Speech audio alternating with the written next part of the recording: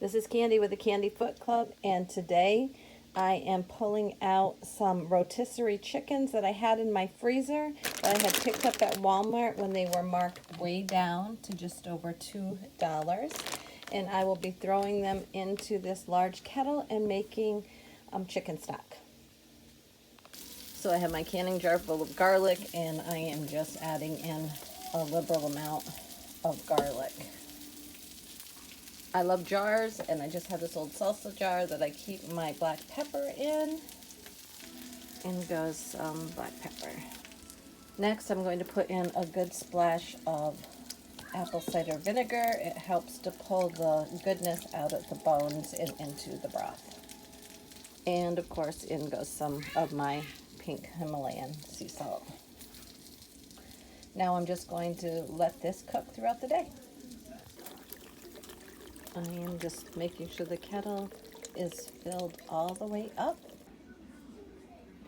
Now many times I just use fresh celery or the leftover parts that you don't use on your fresh celery, but today I am using my dehydrated celery.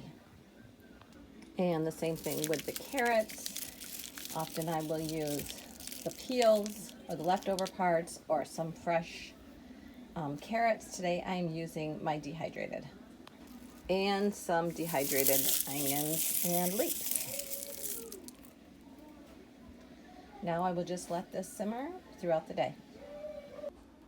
So as the chicken cooks, we get all of this white foam, which is not very appetizingly called scum, and we just scoop that off and discard it.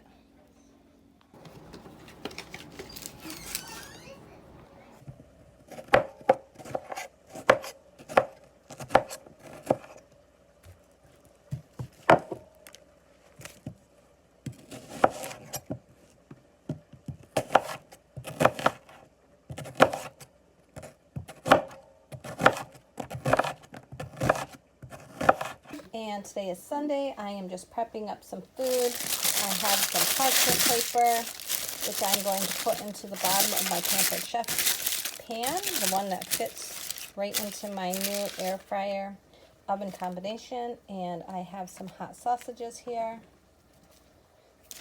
that I have flattened down. So I'm going to just throw those in here.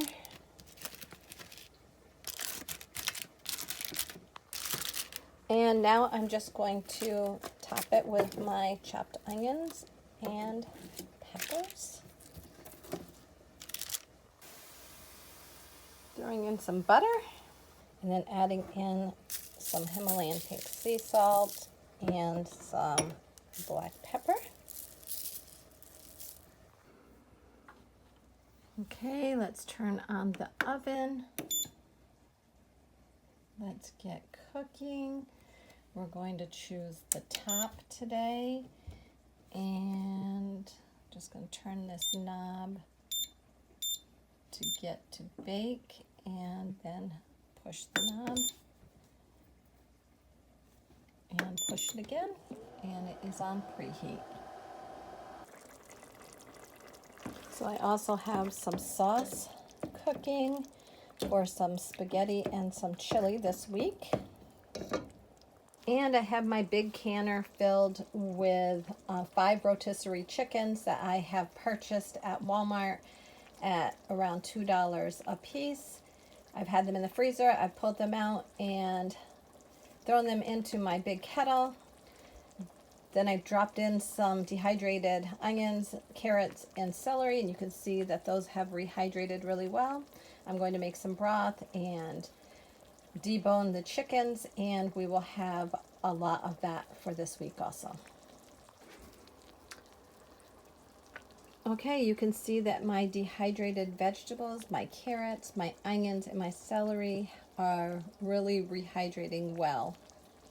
Okay, I have it set at 350 degrees now, and it says to add the food, so let's add it in.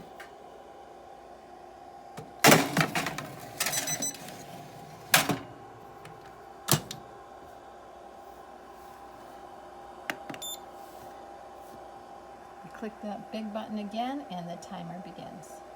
And I have some homemade pancake mix made up. I have grandkids coming this week, and this will stay really nice and fresh in the refrigerator up to a week. Okay, the timer is up, and I'm going to just pull out this tray. And, oops, here we go.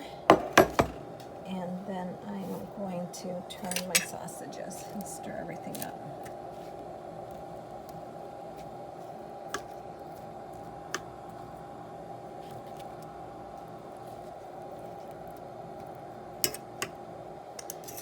And then I'm going to put it back in for another 15 minutes. And here we go again. So when I make sauce for spaghetti, I typically like to take out about 1/3 of my sauce and just set it aside so that I can turn that into chili later in the week. If I do not want to have sauce again in the same week, I just throw this in the freezer so that I can make another meal out of it. This will bulk up really well when I put the pasta in. I also like to grab out a little bowl of sauce and have sauce and bread and butter or a sloppy joe. And my sausages are looking really good. I am done cooking them. They are going to go into the refrigerator, and then we're going to eat them later this week. So I have pulled out a lot of chicken out of the kettle. I have a huge bowl full, and we are going to use a lot of it for meals this week, and I will probably end up canning some also. After I pulled out a bunch of the good big pieces of meat, I put all of the leftovers back in. The vegetables still have color, and I want to cook the color out of those. And I have the bones. I'm taking most of the skin out because that's just going to add fat, and I don't want the fat in it. I'm just looking for the broth. So whenever I see skin, I'm going to pull that right out at this point. And then I'm going to actually let this cool down. I'm going to stick it into the refrigerator for the night and let all of the fat solidify at the top. And then I will scrape that off and boil again tomorrow.